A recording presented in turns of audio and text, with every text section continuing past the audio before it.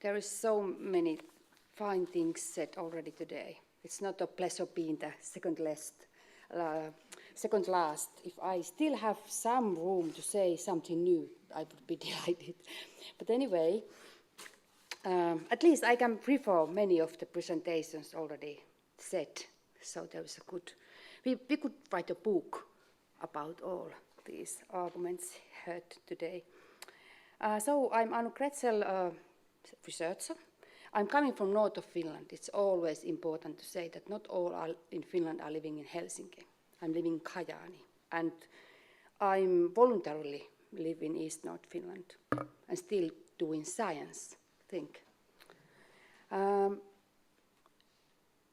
When I heard first time about this seminar, I felt that I must come here to say that these decision makers are those who need democracy education, because I was afraid that if I'm not coming to say this here, no one is saying, but I was delighted, Johannes almost said that society needs changes in attitude if we ask young people to vote or any kind of participation. So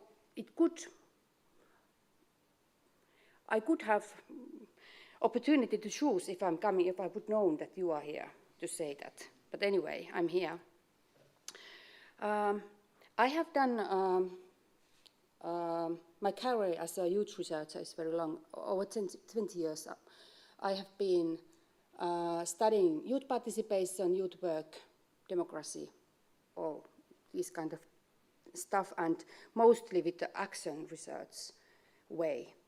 And these are my theses about how could we find how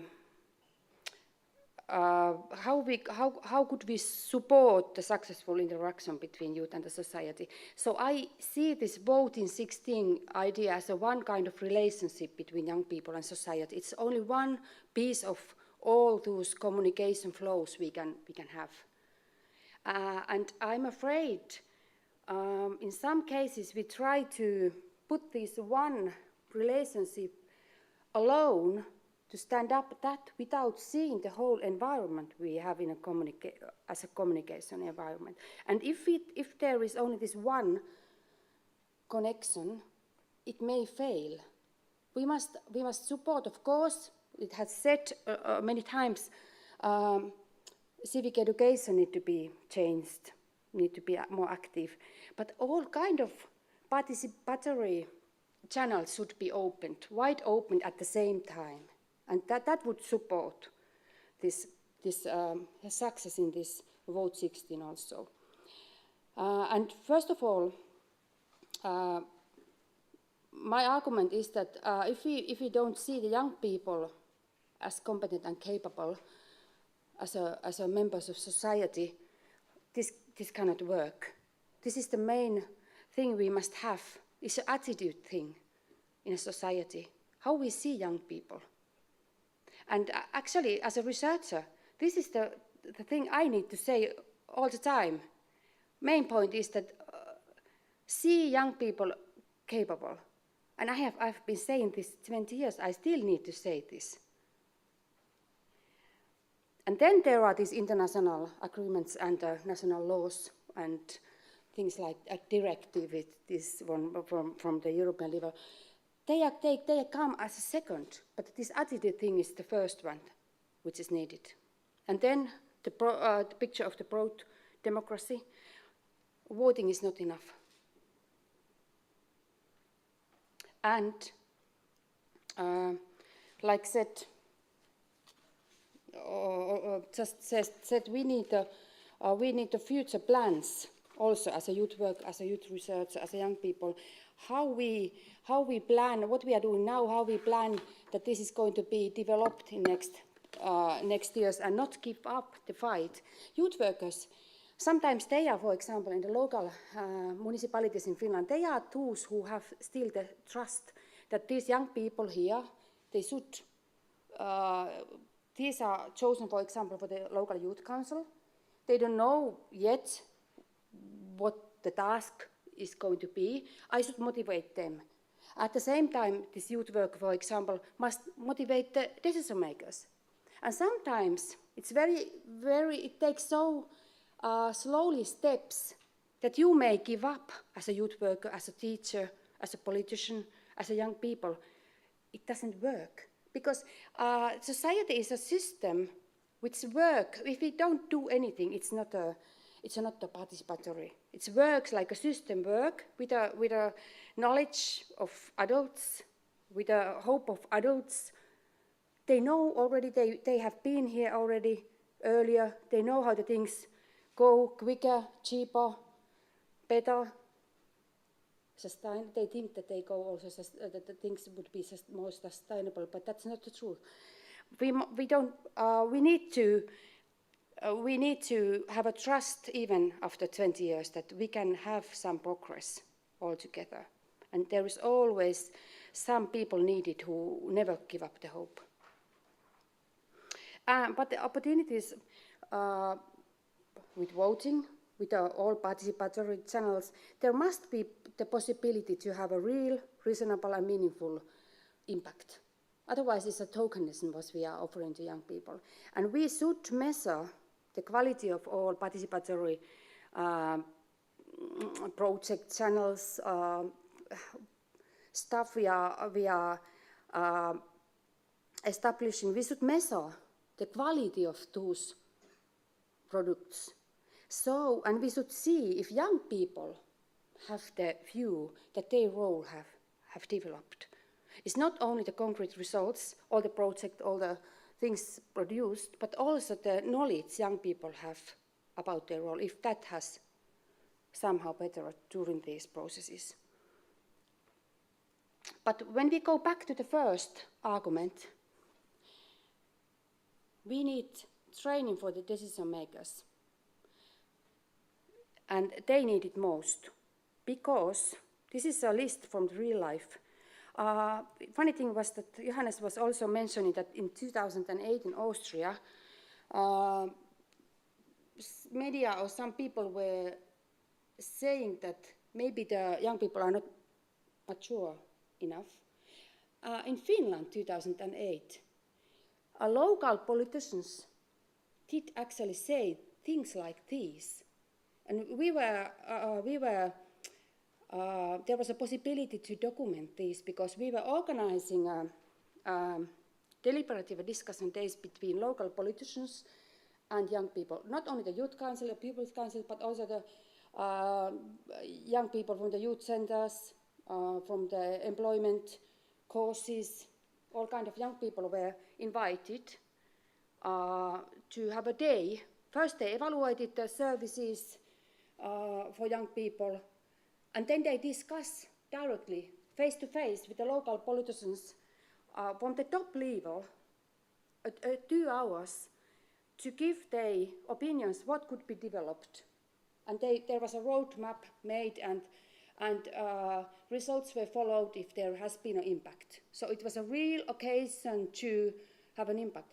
But when we started this, we chose 20 municipalities in Finland, all over Finland, by a lot.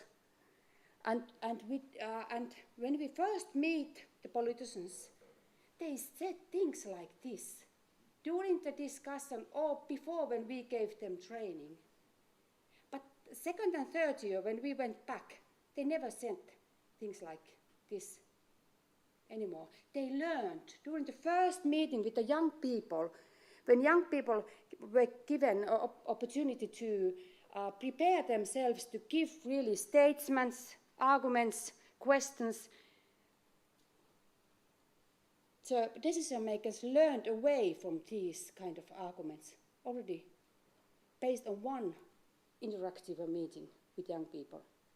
So what we need more, that of course lists like this to show that we notice when the people or politicians or media are talking about young people like this.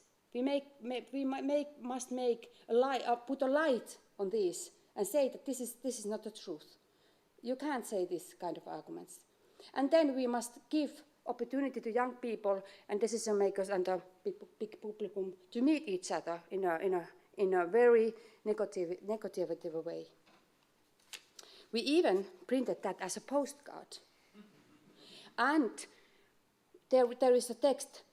Is the situation so in your municipality? Don't worry, we can come to help you. We will organize this kind of discussion day in your municipality. My greetings in the end of my presentation are quite easy and light. Just mentioning 2 European projects we have at the moment. My research network in Finland is participating in 2 projects related to participation at the moment, which are funded by Erasmus+. And you will find the prospects on the table there when you leave the room. So the first one, I'm studying best practices which are collected in an NRUP project. It's a project for building up a network between local and regional youth platforms in Europe. And we have collected the good practices, and now I'm using those practices as a data, but I'm reflecting YouthWiki database information, offering information from the same countries, and also we will be in contact in those countries in other researches to make the picture more